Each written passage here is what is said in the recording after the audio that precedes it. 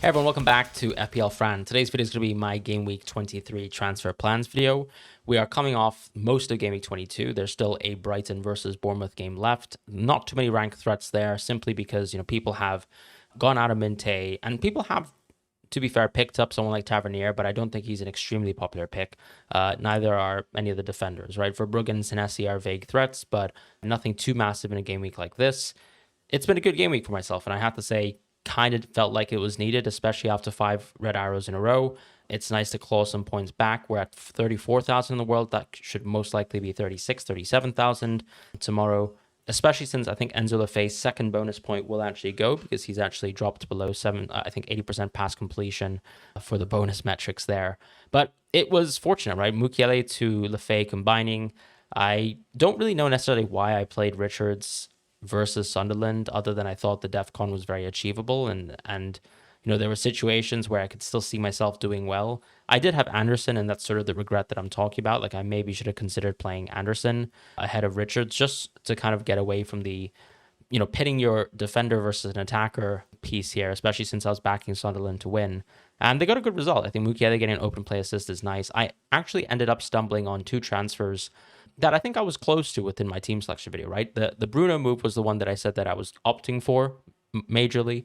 And then also I was suggesting that I could maybe go for cash, but I actually ended up going for Mukiele. And part of that was because I think, looking at the team that I had, if I was to take Foden and Szoboszlai out of my team in the future, I still have the opportunity to make Tavernier and Palmer get into this team, which could maybe improve the team going forwards. However, I think that with United playing so well, and that's a small sample size, of course, but we can jump into that in a moment. But there are some options now in the midfield that I think become quite interesting as a result of United becoming on our radars. For Arsenal double defense, this is nice. I think, in a world where Sanchez and Pickford and these players like goalkeepers can get 10 to 11 points, Raya does feel a little bit dismaying at times, but then I look at players like Saka and Foden in my team, and I actually don't feel too bad about owning Raya. You can still have a very well-rounded squad. There is an Arsenal double coming. I'm almost in the mood for going for triple Arsenal defense, as opposed to, let's say, moving Saka to Rice, because I'm getting a bit sick of it, really, like, just in terms of the Arsenal offense side of things. And I guess even Arteta's reluctance to play Saka in the Premier League a little bit more often, which is something, admittedly, that I actually expected and got very, very wrong, because, in hindsight, I suppose both Saka and Foden were awful, and I should have really given some more thought towards playing Kruppi Jr. I hope Kruppi Jr. doesn't do too well without me having started him, but he's a very talented player, and I actually think, especially with the Enes Ünal re-injury, that Kruppi Jr.'s minutes should be even better as it stands. So that's a narrative that I'd kind of like to follow, because Kruppi Jr. could be a huge part of my team going forwards, especially as Enzo Lefay's fixtures start to kind of tire out a little bit, right? So we can still enjoy, for the most part here, the 2 upcoming fixtures, which would be West Ham away and Burnley at home. And then in Game Week 25 or even 26, he can be a transfer. It just depends on whether I actually have players to play ahead of him, and whether he actually needs to be a transfer in the short term. So that's something that I've been thinking about. As far as, let's say, the double Arsenal defense, still happy with that. As I said, the Sunderland connection was nice.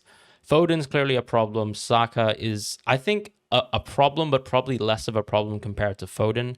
My main concern with someone like Foden is I don't think I would ever describe that Foden has completely nailed down a first choice spot in the team, especially with the amount of depth that they have at this moment in time. So having Semenyo in the squad just means that you're taking away where Cherki, I guess, could play on the pitch. Marmoush coming back should really only kind of help Haaland and his ability to manage the load, and Haaland's clearly struggling. But yeah, they have more depth coming back into this team. Foden's playing exceptionally poorly. There doesn't seem to be a broken hand injury, which Pep, I think, actually outright confirmed that there wasn't within the press conference. And yeah, Foden's simply playing poorly, and that's why he's getting subbed off early. For Sobo, getting another missed penalty was absolutely diabolical. Yes, we kept all these Liverpool players for Burnley at home, and yes, they completely blanked this game. Sobo had a penalty, so we knew that was massive routes towards points over this run, especially with Salah being out for AFCON, and it's pretty depressing, to be quite honest, to not get another penalty goal, especially with the going rate for penalties, right? You're expecting to score around 79% of your penalties. That, I believe, is the average XG of a penalty, because of that sort of backwards math of looking at what the average penalty goal scored percentage is. And yeah, getting back-to-back penalty misses and having a huge impact in terms of my rank is a little bit sad and dismaying. But it's nice to see Lefay sort of resuscitate his value within my team. Ekatike actually played really solid minutes, even more minutes than I actually expected, coming back from his hamstring injury. Of course, he actually played versus Barnsley as well, coming off the bench, and he'll have to play Champions League minutes, which Saka will too. But I think in terms of just assessing what my team looks like going forwards, we can just look at Game Week 24 simply, or 23 rather, in terms of what my lineup would be. Because I also have a Nico O'Reilly sized problem within the team. Whereas Krupi Jr., I think, is actually providing a lot of depth in the team. So when I kind of think about my team going forwards, I will never feel too bad about being on 0 free transfers, because I do think that I still have really, really good depth across many, many positions.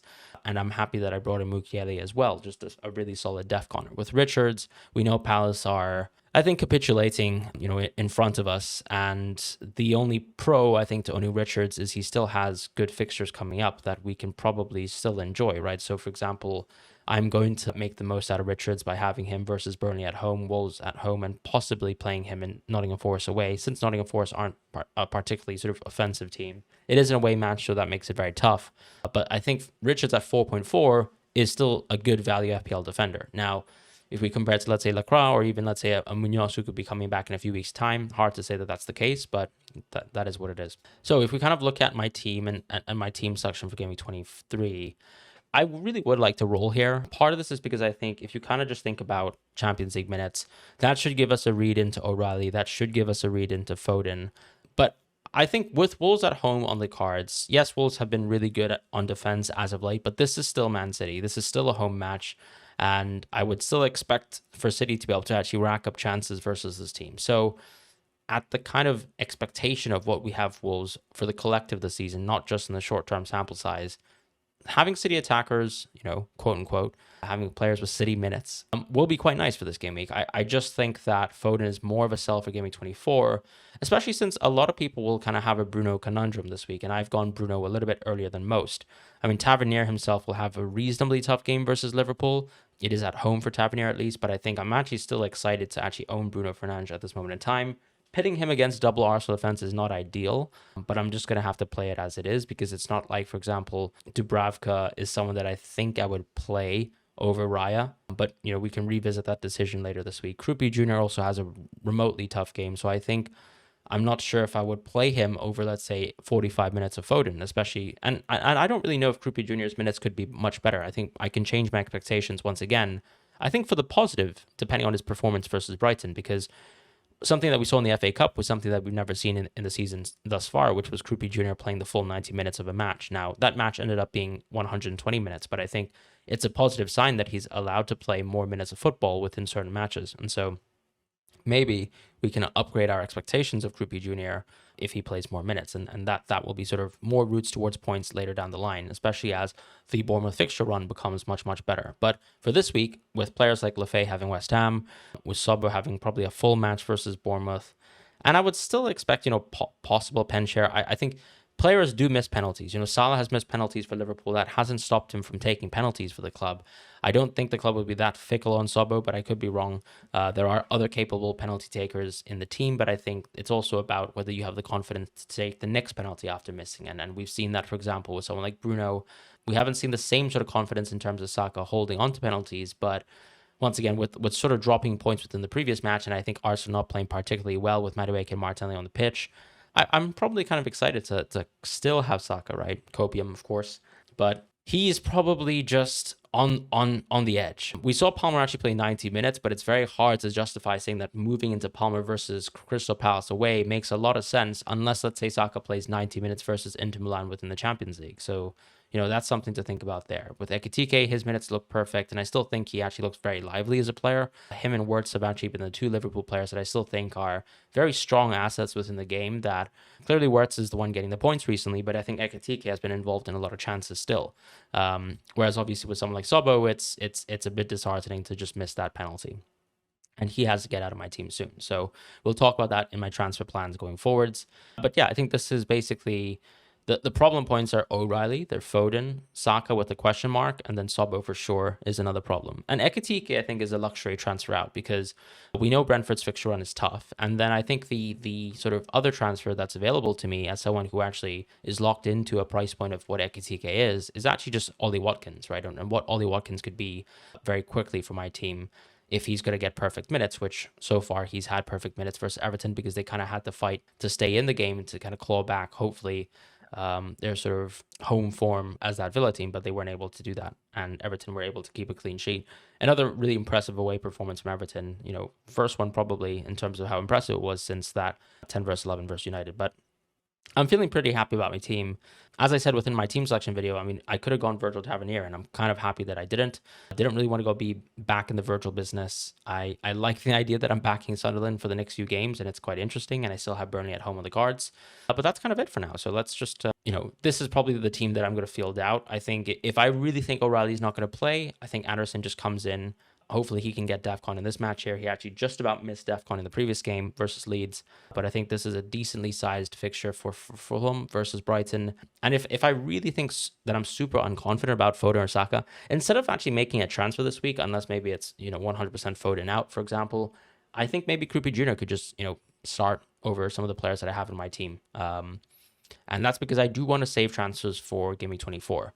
Part of that, I think, from a wider reasoning point of view, is actually Game Week 24 is very close towards the transfer deadline. So any sort of news in terms of transfers, I think, should be kind of concretized, hopefully, by that deadline. At least we had much better information on little things like, for example, whether Tammy Abraham's going to join Aston Villa and other impacts as well across other teams that, could be quite significant from an FPL perspective. On top of that, I think we'd still have a little bit more information on, for example, where Chelsea are at in the Champions League, how Palmer's minutes look, how Palmer's form looks, how his minutes look, and even Saka to an extent, right? Like, what are his minutes going to be? How is Arteta going to treat his Premier League minutes? Because let's say if he doesn't start Man United at home, then I think that's, huge question marks. But to an extent, it almost feels like Arteta has had the confidence to kind of play the B-string squad in slightly manageable or more manageable games, but albeit not getting the result in this game week. So maybe he changes his mind on that. And yeah, it is a bit of a tough spot to be in, but I also don't want to be wildcarding Game Week 24. It is pretty much what it comes down to. I think saving the wildcard for Game Week 32 is roughly the transfer plan that I have from a chip strategy standpoint. That should also mean setting up for the bench boost later down the line. That should also mean, having a free hit strategy in mind that is revolved around larger double game weeks. We do expect a potential double game week around Game Week 26, but that's an Arsenal double game week and not something that we really need to be using a chip for, unless for whatever reason we want to do triple captain Gabriel, and that could be fun.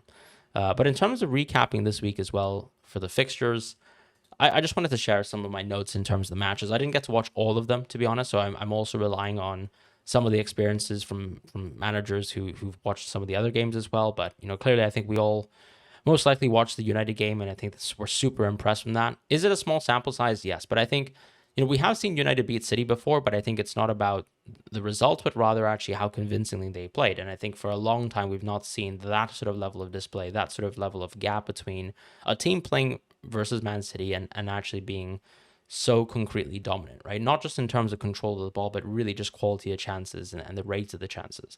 Chelsea versus Brentford, I think that actually was a much closer game if you actually kind of look at the XG as well. Most Chelsea fans would probably agree to the same. Palmer still looks a little bit ineffectual as a player, and I think Enzo, still interests people. My concern really with this Chelsea team isn't massive. I think the idea here is that Chelsea could be a little bit more aggressive in terms of their approach. Listening to sort of post-match interviews with players, I think suggests that as well. The sort of willingness to play more direct. That should also mean that they're actually going to give away more chances. If you kind of look at the Brentford chances, specifically the chances that fell towards Shade, I think I wouldn't be that confident in the Chelsea defense going forwards, but potentially the output in terms of offense, there could be dividends there. Leeds versus Fulham, I think, was actually the result that was quite deserved from a Leeds perspective.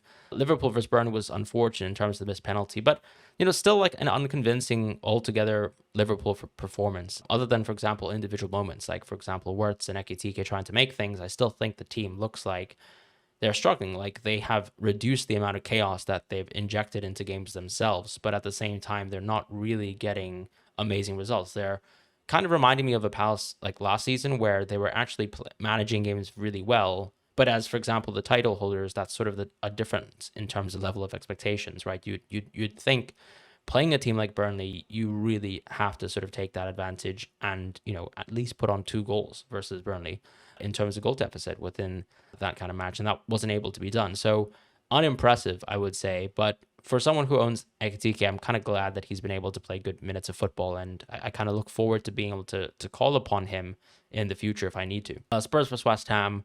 There's not much to be said here. I think these are both very weak teams, if we're being brutally honest.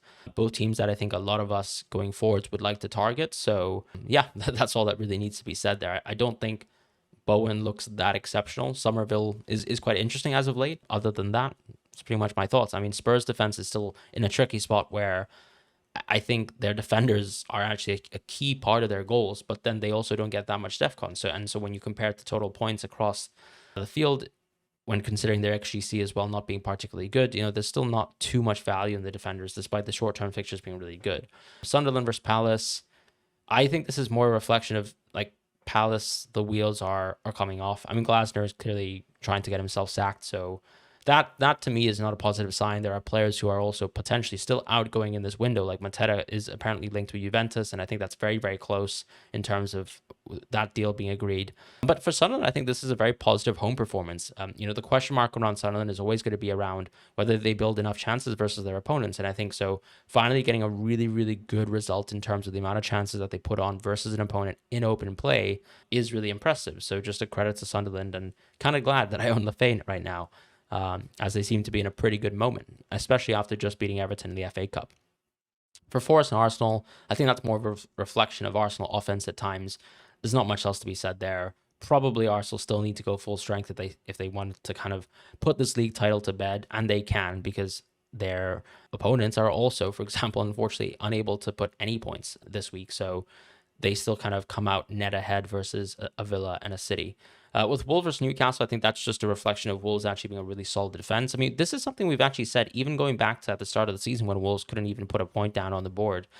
We kind of said that actually we felt like the defenses of Burnley and even to an extent West Ham were worse. And I think now it's nice to see that Wolves are actually able to sort of get results that are correlated, I suppose, to their XGC. Their problem still is creating chances, right? Like if as I said in my recent video, Mane's recent goals or some of the recent goals that Wolves have scored were still very low XG chances. They're not creating a lot of quality on attack. And so definitely a team to target from a clean sheet perspective. And I think, credit to people who have Newcastle defense. This is probably one of their last great games as a Newcastle defense, but you got most of the points in the run, right? You've already got 2 clean sheets here and a mega return as well from 2 weeks back. So yeah, with Newcastle, I think Gordon probably falls in estimation as well. Azalang is almost fully back in the team and is definitely going to cut away from minutes where possible. And then with Villa versus Everton, I think it was a pretty good Villa performance, but then very good sort of game management by Everton, given that they had a lead that came off effectively one of Villa's sort of key mistakes within the match. And there's not much else to be said there, because once the game state became 0-1,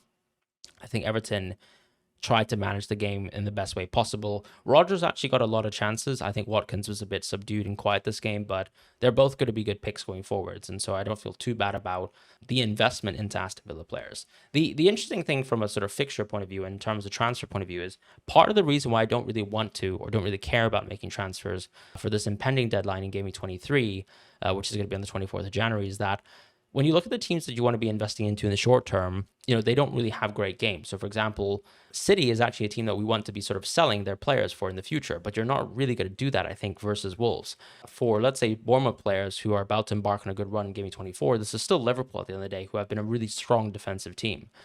With Liverpool, I think you'd probably want to be selling their players, but at the same time, I think Bournemouth is a good opportunity to get results from an attacking perspective, not necessarily a clean sheet.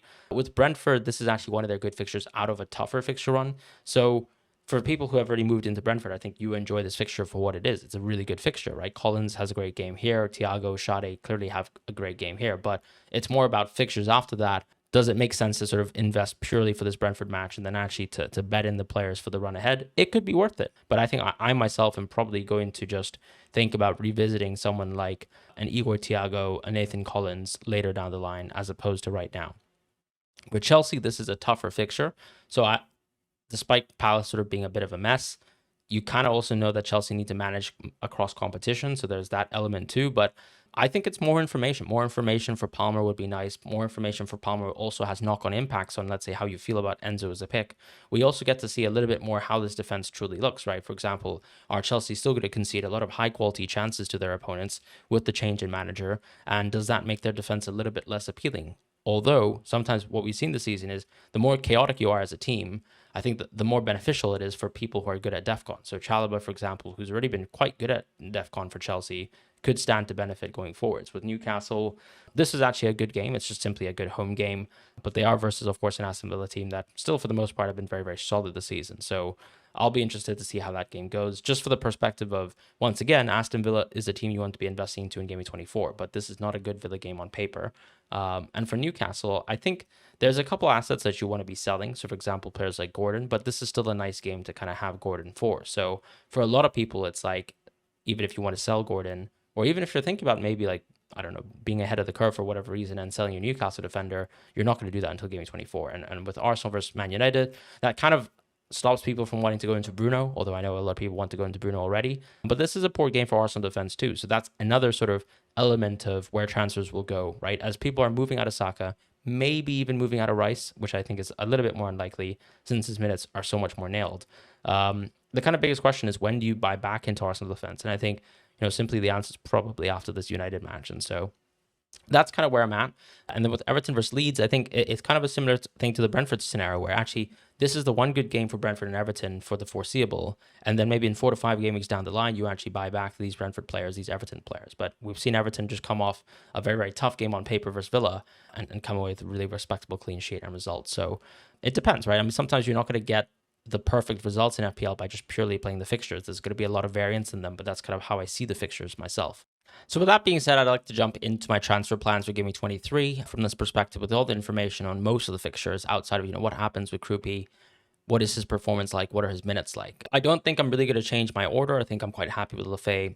And yeah, that's kind of the team, right? It's set up for a role, but depending on, let's say, how I feel about O'Reilly, that's Anderson in or O'Reilly in. He didn't play particularly good versus United, but I think it kind of helps that the rest of the team also didn't play particularly well. So to me, as I said, Champions League minutes is going to be the tell-all there, and I think I'm going to be rolling here in Game Week 23.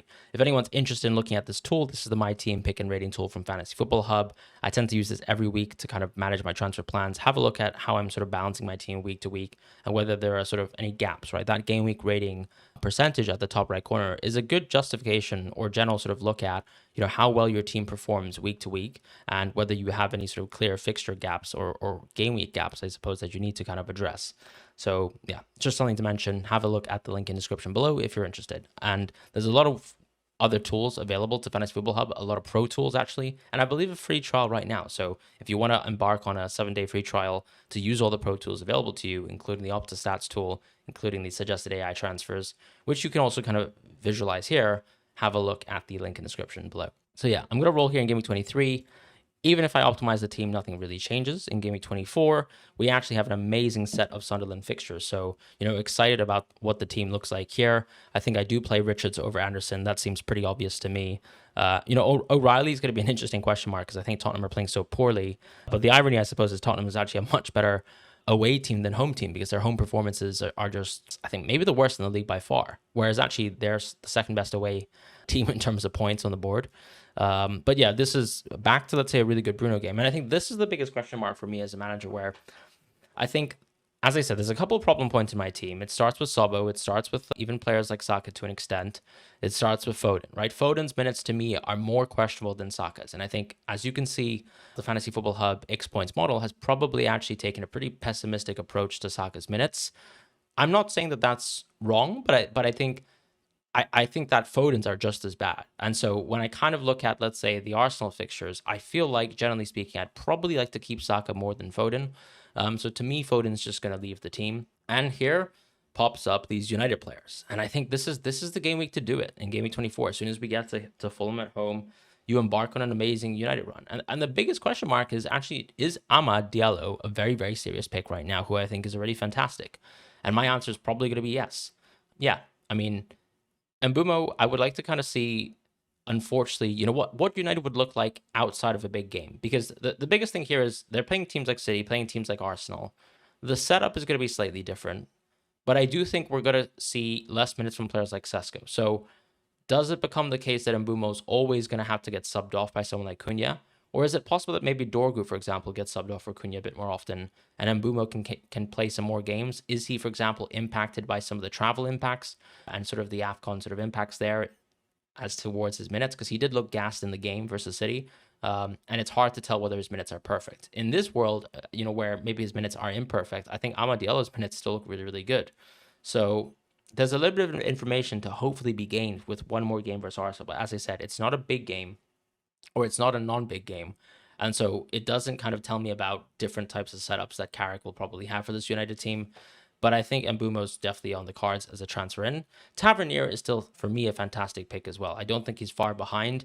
The expected points has quite a considerable gap, but I think just looking at how the markets have reacted in terms of the total goals for the rest of the season, in terms of the total assists for the rest of the season, I think Tavernier is actually a very, very good pick. And I do think he's up there with the likes of Enzo, with the likes of Ahmad, and with the likes of Mbumo. But it comes down to another player as well within the midfield. So it is Cole Palmer, right?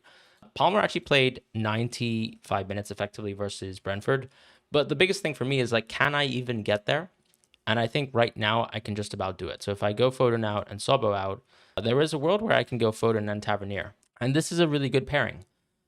At the same time, I'm kind of cognizant that maybe Palmer is just simply not super playable. I mean, he did play 95 minutes versus Brentford, but once again, it was a very, very subdued game for him. If you look at the underlying stats for Palmer this season, it's a far cry from what kind of levels we've seen, even compared to last season and his averages there, where people would say that there's been a drop off. And then clearly the season before that, where he was just an absolutely brilliant player from effectively the moment he put on a Chelsea shirt towards the end of the season. So that's kind of the thing, right? Do I trust in Palmer? Does the information that I get from the Champions League games, from even, let's say, Chelsea's performance in Gameweek 23 versus Crystal Palace, make me want to move towards Palmer? I think it could. And so Palmer Tavernier is one of the options. At the same time, I mean, Ekitike is, I don't think, a problem necessarily, but there is an opportunity here to just simply move into Watkins, right? And Watkins is also about to embark on a really good set of games, starting from Brentford at home here in game week 24. So instead of, let's say, playing versus Newcastle and playing versus City, I kind of like the idea of moving towards Watkins as well. But that to me is a bit more of a luxury transfer. And I think that is hopefully something that can wait for game week 25. So if I was to make a double midfield move, once again, it's Palmer first by priority.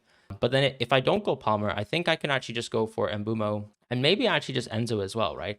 If I feel much lower on Palmer, I think I should also, by a symptom of that, actually feel much higher on Enzo as well, right? Because that could be potentially additional pen share within certain matches and maybe also just more importance within the team in terms of some of the positions he takes up. Now, as things stand, Chelsea do kind of play and operate within a box midfield. Enzo and Palmer are sort of that box, and Enzo will sort of rotate, positionally speaking, with, let's say, some of the other pivots in the team.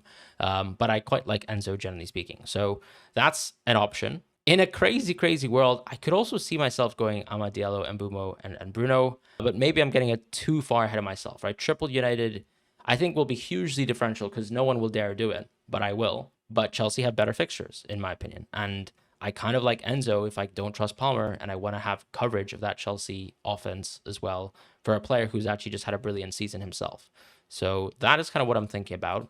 And all this while, I don't think my team is that bad on defense, right? I don't have players like Virgil. I'm still carrying the carcass of Nico O'Reilly across these game weeks. But in FPL, I feel like the value of money has just completely dropped. I could still sell Saka with this team and actually have a lot of money and create the FPL team that I would like. And the FPL team that I would like would probably have maybe Saliba or Timber if we felt a little bit more confident about his minutes if Calafiori comes back, and go triple Arsenal defense there, which would still once again mean that I don't have that much money in the midfield. Unless Palmer is a very legitimate pick, or maybe even Krupi Jr. becomes someone a little bit more expensive, and then I've got a star-studded team, but no sort of 10 million midfielder type assets. And maybe Salah would come back into the game as well. But I think with Liverpool's fixtures, like, you just have to kind of look at them and just think, okay, you've got Bournemouth, and really, I think the Liverpool fixtures only get good starting from game week 28. You could arguably say 26, but there's 2 away matches in 26 and 27, and I don't think they've been that impressive for me that I'd have to jump immediately back into Liverpool where possible. So this is kind of what I'm thinking about, and it's a bit of a waiting game because the more interesting picks would actually be the Brentford picks or the Everton picks that will only be a little bit more interesting, maybe like around game week 26, 27, that sort of time. So, and they're cheap. So I think in this game week here, maybe I go Mbumo and Enzo. Probably do play Saka anyways over maybe a Krupi Jr., seeing as Wolves are quite good, but we'll see, of course, how I feel about all the picks in my team. In 25, as I said, I think with money in the bank, I can easily go for Watkins, and I just generally think that Villa have a better fixture run than Liverpool, and I don't think there's much of a separation between Ekitike and Watkins as players. If Tammy Abraham, let's say, seems to be close towards this Villa team, then I'm probably going to keep Ekitike, and that actually frees me up to actually make a defender move finally to kind of move O'Reilly off of my team. I'm not exactly sure who I would be buying, but I think, of course, the Chelsea defender still seems to make a lot of sense for myself. The beauty, I suppose, of buying Mukiele is that, of course, that kind of covered me for 22, 23, and, of course, 24. But then he does run into some really tough fixtures himself outside of Fulham at home here, for example, on Gameweek 27. So I think I have to sort of expend a defender transfer at this point if, let's say, Ekitike is someone that I can keep at this moment in time. Or if, let's say, Krupi Jr., for example, is someone that I'm super confident in, and I feel like I don't need too many transfers in terms of fixing my offense and fixing my team. So Chalobah could be bought as well. But the world's kind of my oyster at this point in time. I've got, hopefully, the opportunity to just move into even James if I really want to. But yeah, Chalobah is still the one calling out to me. Although I know Chelsea's also about to sign Jake, a 65 million center back.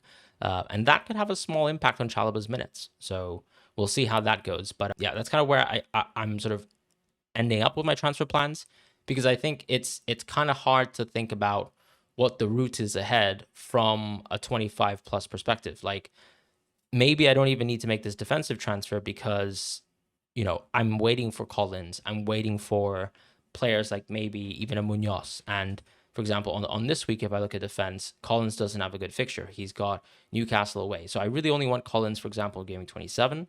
If I kind of look at, let's say, someone like Munoz, he still has a tough fixture here. It's Brighton away. So it's Burnley at home and Wolves at home that I might want him for. Maybe Dork is interesting, though. So those are the kind of things that I'm thinking about this moment in time. And I think the defensive landscape can change a lot there, too. Senesi's interesting, but I think he's mostly a def corner.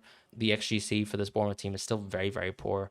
So I'm not super confident in that. And I think ultimately I prefer a team like Collins or a team like Brentford, rather, for the defensive numbers, which would mean that waiting for Collins is probably the most astute move that I have possible.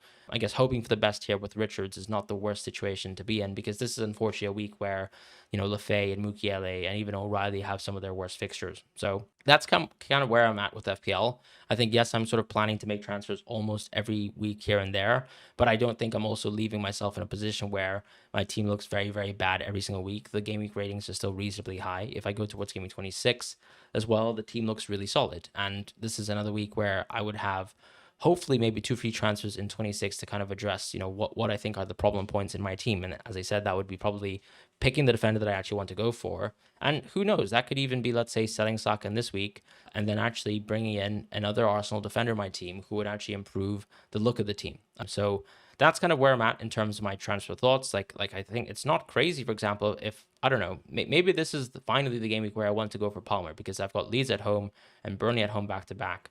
For whatever reason, I guess I'll have him for Arsenal away as well.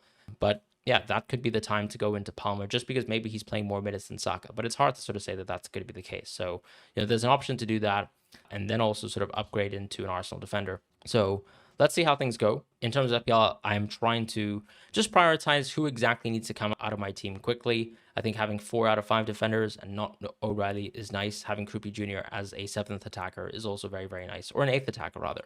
So that's where I'm at with my transfer plans. Thank you guys so much for watching. I'll see you guys soon. Take care and goodbye.